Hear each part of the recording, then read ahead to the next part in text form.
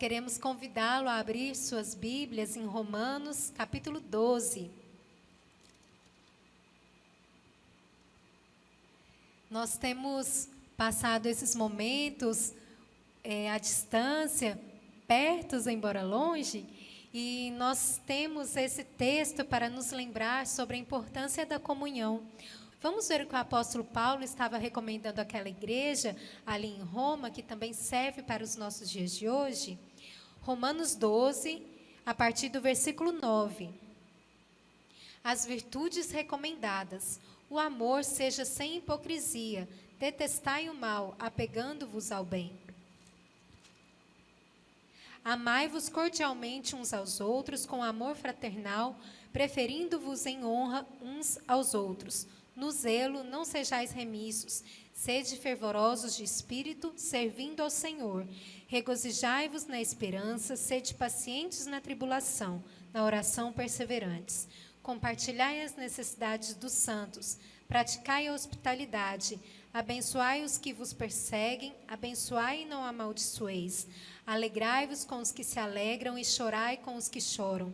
Tende o mesmo sentimento uns para com os outros, em lugar de serdes orgulhosos, condescendei com o que é humilde, não sejais sábios aos vossos próprios olhos.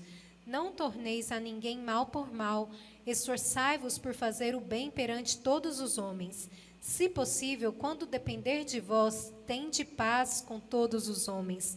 Não vos vingueis a vós mesmos, amados, mas dai lugar à ira, porque está escrito: a mim me pertence a vingança, eu é que retribuirei, diz o Senhor. Pelo contrário, se o teu inimigo tiver fome, dá-lhe de comer, se tiver sede, dá-lhe de beber, porque fazendo isto, amontoarás brasas vivas sobre a sua cabeça. Não te deixes vencer do mal, mas vence o mal com o bem. Então, nesses tempos de pandemia, nós temos visto fake news espalhando, pessoas confrontando ideias de um lado ou de outro, mas a palavra do nosso Deus nos traz essa instrução para que tenhamos paz com todos. E eu gostaria de destacar 2 versículos, o 11 e o 12. O versículo 11 que diz: no zelo não sejais remissos. Então, que nós precisamos ser zelosos em vários aspectos neste momento. E no versículo 12, regozijai-vos na esperança, a esperança que nós temos em Cristo. Sede pacientes na tribulação, como temos passado essa tribulação no momento. E na oração, perseverantes. Se nós mantivermos a nossa vida de oração, de leitura da palavra, observando, crendo e observando, como acabamos de cantar nesse hino, e seguindo os passos de Jesus, aquilo que Ele faria, se nós fizermos, isso sim é o que Deus requer de nós, e dessa forma seremos abençoados em comunhão.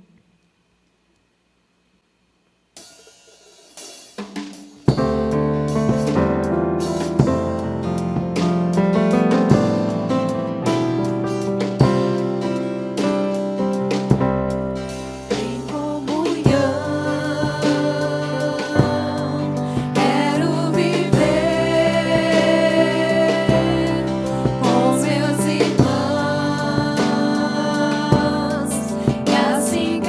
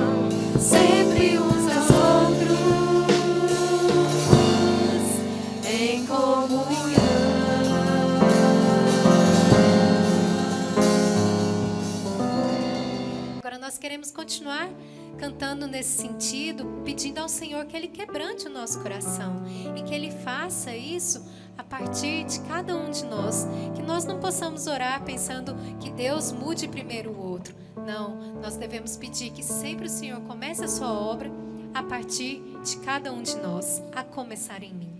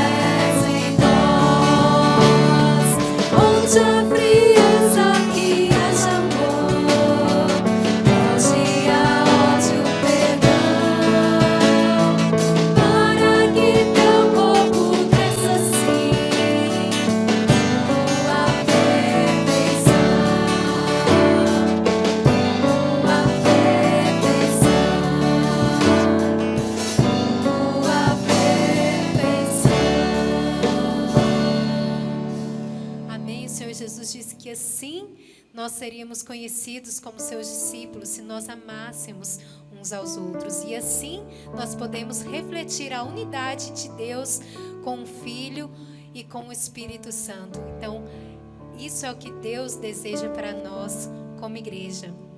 E vamos encerrar agora chamando novamente as nossas crianças, todos que estão nos acompanhando. Vamos cantar a música que fala que o nosso bom pastor é Cristo. Nessa música nós sempre fazemos uma divisão. Então vocês vão fazer essa divisão aí em casa juntamente conosco. Comigo e com Dailane vão cantar as mulheres. E com Layala, Duda vão cantar os homens. E com a Monali vão cantar os que vão fazer as vozes diferentes. Sempre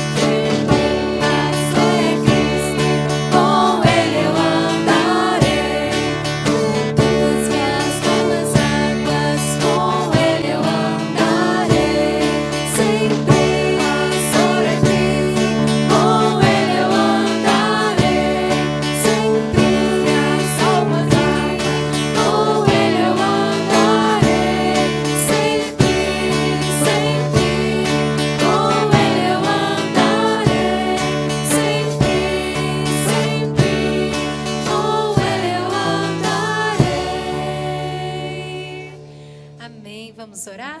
Senhor, muito obrigada porque o Senhor é o nosso bom pastor e o Senhor nos conduz às águas tranquilas, o Senhor nos conduz a pastos verdejantes, mesmo em meio às lutas. Nós sabemos que, ainda que passemos pelo vale da sombra da morte, nós não precisamos temer mal algum, porque Tu estás conosco, Senhor.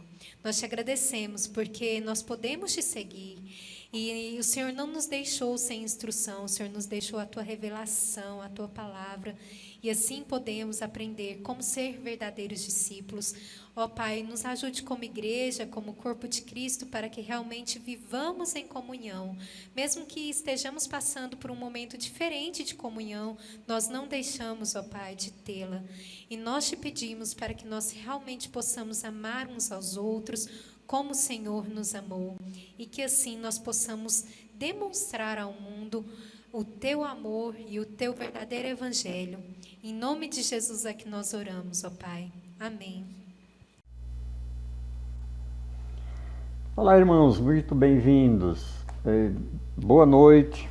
Gostaria de, mais uma vez, convidar você para você tirar alguns minutos desta noite para que a gente possa caminhar juntos aqui nessa reflexão da Palavra de Deus. Eu quero falar hoje sobre o tema As Marcas do Cristão, no sentido de falar sobre a nossa identidade como discípulos de Jesus, tá certo? Então, para isso, quero convidar a sua atenção para a gente dar uma olhadinha num texto que está no Evangelho de Jesus, conforme João escreveu no seu Evangelho.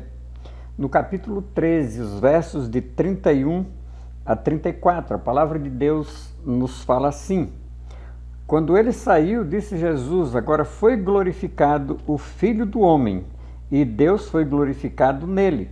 Se Deus foi glorificado nele, também Deus o glorificará nele mesmo, e glorificá-lo-á imediatamente. Filhinhos, ainda por um pouco estou convosco, buscar-me-eis, e o que eu disse aos judeus também agora vos digo a vós outros: para onde eu vou, vós não podeis ir. Novo mandamento vos dou, que vos ameis uns aos outros, assim como eu vos amei, que também vos ameis uns aos outros. Nisto conhecerão todos que sois meus discípulos, se tiverdes amor uns aos outros. Nós lemos até o 35, anunciei até o 34, mas lemos até o 35 porque contextualiza melhor, né? Então, eu começo perguntando: como identificar um cristão? Qual é o sinal de Cristo na vida de um verdadeiro crente em Jesus? Há séculos que as pessoas têm usado os símbolos mais diversos para demonstrar que são cristãs. Por exemplo, crucifixo no pescoço, às vezes pendurado no espelho do carro, no retrovisor, às vezes um bottom na lapela do paletó ou na blusa, né? Mas a pergunta é: seria este mesmo o sinal de um cristão? Jesus nos ensinou a fazer este tipo de sinal, né? Às vezes fazer o sinal da cruz na testa, fazer também no peito, tá certo? Então, qual é o sinal ou a marca do discípulo de Jesus?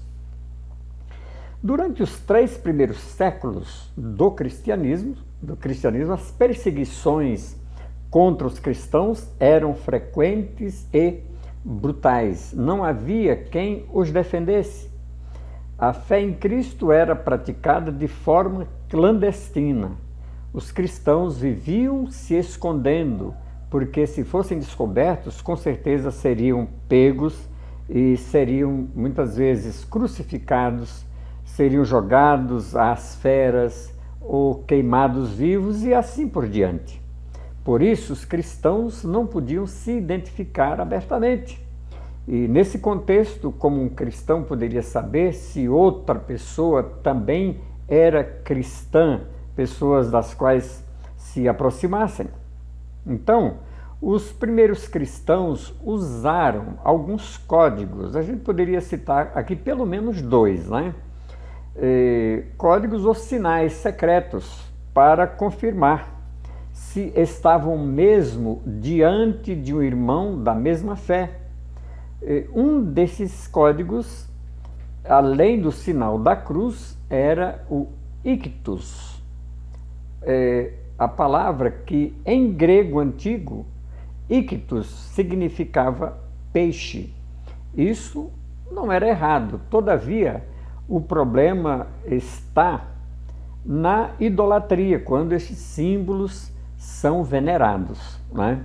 Então, queridos, hoje eu quero falar um pouquinho sobre o tema já anunciado, as marcas do cristão, ou seja, como identificar um cristão. Então, Jesus treinou seus discípulos para vivenciarem o amor. Este é o nosso primeiro tópico. Ele deu um treinamento a esses discípulos, e a gente sabe que ao longo do ministério de Jesus, nem sempre nós podemos perceber que havia assim esse entrelaçamento, o amor, né, sendo demonstrado, mas Jesus, ele fez isso, né, com o propósito de criar um ambiente novo, totalmente, para servirem em amor. Ele disse: novo mandamento vos dou. Na verdade, havia um mandamento desde Levíticos, né, que se deveria amar ao próximo como a si mesmo. Mas Jesus está dizendo que este mandamento já envelheceu. Mesmo ele tendo dado respostas a doutores da lei, a pessoas que o interpelavam, então ele uma vez disse que o maior de todos os mandamentos era amar a Deus sobre todas as coisas, né, de todo o coração, de toda a alma, de toda a força e de todo o entendimento, e o outro semelhante a este era amar ao próximo como a si mesmo. No entanto, agora Jesus, preparando seus discípulos para a sua partida, então ele está dizendo que dá um novo mandamento, que não é amar ao próximo como a si mesmo, não é querer para o próximo aquilo que quer para si, mas é amar ao próximo como ele, Jesus, amou. E o amor de Jesus foi tremendo no sentido de dar a própria vida por amor, né? Então, o maior exemplo de amor jamais conhecido pelos homens estava sendo retirado do mundo. Esse exemplo de amor é Jesus Cristo. Mas como o mundo sentirá esse amor? Então, Jesus estava indo embora, mas e agora? Né? Os discípulos poderiam perguntar. E os discípulos então deveriam amar como ele amou. E a ideia, irmãos, aqui não é só o discípulo amar ao outro discípulo, mas é um amor que extrapola além ali da comunidade. Quando Jesus lavou os pés aos discípulos, ele disse que seus discípulos deveriam fazer o mesmo. Está no texto de João, mesmo texto que lemos, né, capítulo 13, os versos 14 a 17. Mas é interessante que eles não tinham essa disposição, porque era normal alguém lavar os pés daqueles que iam fazer a refeição. E como nenhum se habilitou para isso naquele momento da ceia, da última Páscoa que Jesus estava tomando com seus discípulos, então ele mesmo se cingiu com a toalha, colocou água na bacia e passou a lavar os pés um a um, inclusive de Judas, não é? É interessante, por isso que nós temos que entender, mesmo Jesus sabendo quem era Judas, que era o que iria traí-lo, mesmo assim, ele lavou os seus pés. Eu quero aqui falar de 3 marcas de um discípulo, como se identifica um discípulo. A primeira marca é a permanência na palavra de Deus. Vemos isso lá em João, capítulo 8, não é? Mesmo evangelho que estamos tratando aqui, os versos 31 e 32, mostrando que esses discípulos precisam permanecer na palavra, a palavra verdadeira. E ele diz no 32, e conhecereis a verdade vos libertará. Outra marca, segunda, prática do amor. Os versos que lemos aqui, Jesus dizendo, novo mandamento vos dou. E daí ele termina dizendo que o mundo vai conhecê-los e identificá-los como discípulos de Jesus se eles tivessem amor uns pelos outros, aí nos versos 34 e 35. E terceiro, a produção de frutos. E a produção de frutos está num capítulo à frente que a gente vai tratar um pouquinho disso, aliás, 2 capítulos à frente, né, que é no mesmo Evangelho de João, capítulo 15, os versos 5 a 8. Em segundo lugar, Jesus aprofundou ainda mais o novo mandamento do amor. Então, aqui nos versos 24 e 25, aliás, 34 e 35 do texto que lemos, não é? João capítulo 13, ele diz que dá um novo mandamento. E agora, nesse segundo tópico, de todas as marcas do cristão, a essencial é a marca do amor. Seu amor uns pelos outros provará ao mundo que são meus discípulos. Verso 35 do nosso texto. Porque o amor é o cumprimento de todas as exigências da lei de Deus. Então, por quê? Por que o amor, tanto a Deus como ao próximo, é o cumprimento de toda a lei de Deus? Primeiro, porque o amor de Deus enviou Jesus para cumprir a lei em meu lugar. Eu digo em meu lugar, mas você também pode dizer que foi no seu lugar. Foi no lugar de todo aquele que crê.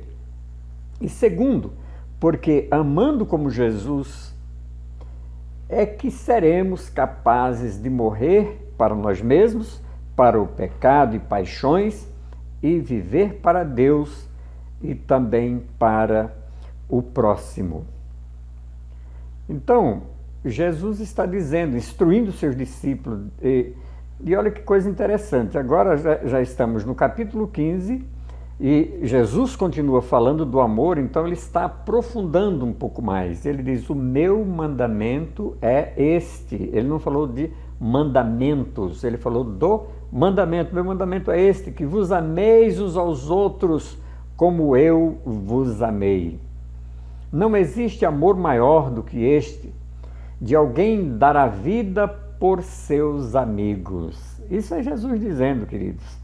O texto de João 15, 12 e 13. Não existe maior amor do que esse, de alguém dar a vida pelos seus amigos.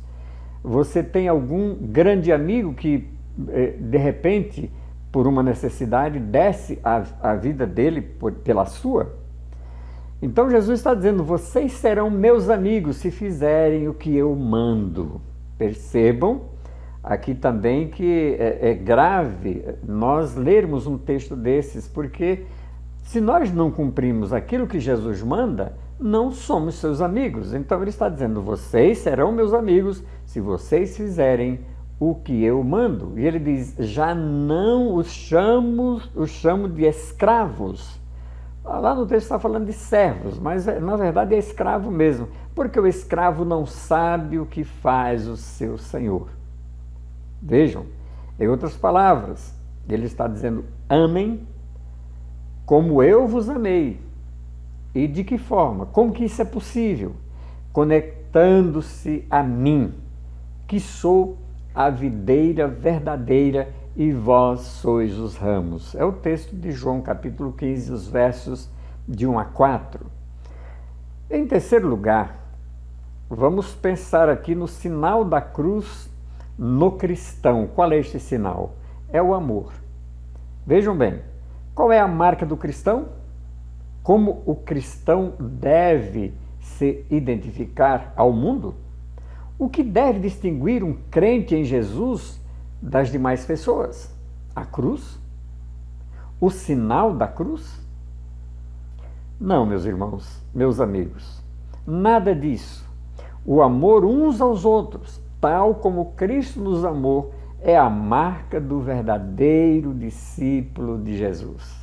Então, nós somos conhecidos se amarmos uns aos outros. É isso que Jesus está dizendo, é isso que Jesus está ensinando, é isso que Jesus está orientando. E ele está dizendo que isso é uma obrigatoriedade, ele está dizendo que é mandamento, tá certo? Então, queridos, só é possível amar como Jesus conectando sua vida pela fé na vida, na morte e na ressurreição do Senhor Jesus Cristo. Tá certo? Então precisamos estar conectados nele. Tanto que o texto de João capítulo 15, ele vai dizer que ele é a videira verdadeira, nós somos os ramos, e ele diz que aquele ramo que está nele, mas não produz nada, este ramo é cortado, é desligado da videira. Mas ele diz que aquele que produz, este é beneficiado de tal maneira que venha a produzir mais fruto ainda. Então vamos pensar, nesta época que vivemos, é uma época difícil, uma época de pandemia, mas é uma época de polarização ideológica. É isso que Jesus está pedindo de nós. Assim como eu vos amei, vocês crentes, vocês que creem em mim, devem amar uns aos outros. Queridos, finalizando, eu quero aqui trazer algumas reflexões para que a gente possa pensar. Vejam, nós fazemos parte de uma igreja, nós chamamos de família da fé, e particularmente a nossa igreja, nós chamamos todos os membros de família graça. Então vamos pensar quão abençoada é a igreja que ama nesses tempos de tanta polarização e tantas intrigas. É o que a gente está vendo na sociedade, irmãos. Quão abençoada é a igreja, especialmente a igreja que para ouvir os gritos de socorro dos necessitados, porque tem membros que amam assim como Jesus amou. Jesus, quando viu a multidão faminta, ele viu aquela multidão como ovelhas que não tinham pastor. E quando os discípulos disseram, Senhor, a gente não tem como alimentar essa multidão, o Senhor precisa despedir para que vão comprar por aí. E Jesus disse, dá-lhes vós mesmos de comer. Então, queridos, pensem nisso, né? Lembre-se, o sinal da cruz no discípulo de Jesus não é o crucifixo ou os gestos externos, o sinal da cruz na testa, no peito, não é? Vamos dizer, alguém pendura em algum lugar no seu veículo, né? E põe algum sinal, esses sinais externos, mas nós temos que pensar que esse sinal da cruz para o cristão está no coração. Ele não é visto exteriormente, nem é necessário. É o amor de Cristo. Você já provou esse amor? Sua vida tem manifestado esse amor, o amor de Jesus por aqueles que estão à sua volta? Às vezes a gente tem dificuldade de demonstrar amor até para aqueles com quem convivemos no nosso dia a dia. Agora imagine se não amamos a essas pessoas tão próximas de nós, como é que nós vamos externar esse amor a alguém que esteja um pouco mais distante? Vamos pensar nisso. Que o bom Deus seja glorificado em nós e através de nós, e o mundo possa constatar que somos os verdadeiros discípulos de Jesus por causa da nossa identidade, Jesus disse que se amardes uns aos outros, o mundo vai perceber que vocês são meus discípulos. Espero que Deus fale ao seu coração, tenha falado agora, continue falando, para que você seja uma bênção na mão de Deus, mesmo nesses momentos difíceis. Use os meios que você tem para se aproximar das pessoas, ainda que seja online, via internet. Você tem vários instrumentos que você pode alcançar pessoas. Por isso, use o que você tem nas mãos, o que você tem em casa e o que você tem no coração, que assim Deus te abençoe. Vamos orar? Querido Deus, nosso amado Pai, muito obrigado, Senhor, por esses momentos que o Senhor nos proporcionou para estarmos refletindo na Tua palavra. Pedimos ao Senhor que esta palavra alcance os corações dos nossos ouvintes e o Senhor continue falando, Senhor, para que nós façamos de fato aquilo que é a proposta de Jesus, amar o nosso próximo, assim como amamos a nós mesmos, mas muito mais, assim como Jesus nos amou, que a gente possa se dispor a ir ao encontro do outro e a fazer pelo outro, como se Jesus fizesse através de nós. Assim nos abençoe, assim nos dê uma boa semana abençoada pelo Senhor, dirigindo os nossos passos. Nós agradecemos e oramos assim no nome de Jesus. E agora, irmãos, que a graça bendita de Jesus e o amor de Deus, o nosso Pai, e as ternas consolações do Espírito Santo repousem sobre todos nós e todo o povo de Deus espalhado em toda a terra, hoje, para todo sempre. Amém e amém. Queridos, que Deus os abençoe, conceda uma semana abençoada, mas vamos lembrar que na terça-feira, às 19 horas, nós temos a nossa live de oração e na quarta-feira, às 20 horas, nós teremos também o nosso PG. Vamos participar, tá bom? Que Deus nos abençoe.